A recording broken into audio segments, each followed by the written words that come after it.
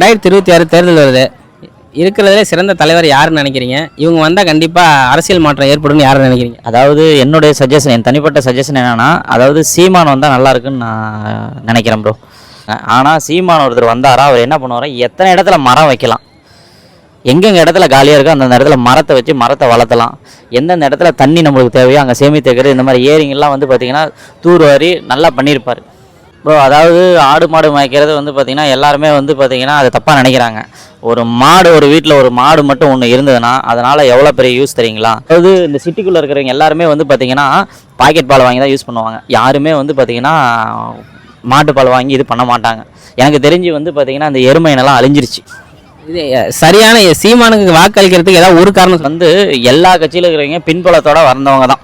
இப்போ வந்து பார்த்திங்கன்னா உதாரணத்துக்கு வந்து பார்த்திங்கன்னா ஐயா ஸ்டாலினாக இருக்காருன்னு, ஸ்டாலின் வந்து பார்த்திங்கன்னா அவங்க அப்பா பேர் வச்சு தான் வெளியே தெரியும். அவங்க அப்பா பேர் அவர் இல்லை அப்படின்னா அவர் யாருன்னு யாருக்கும் தெரியாது.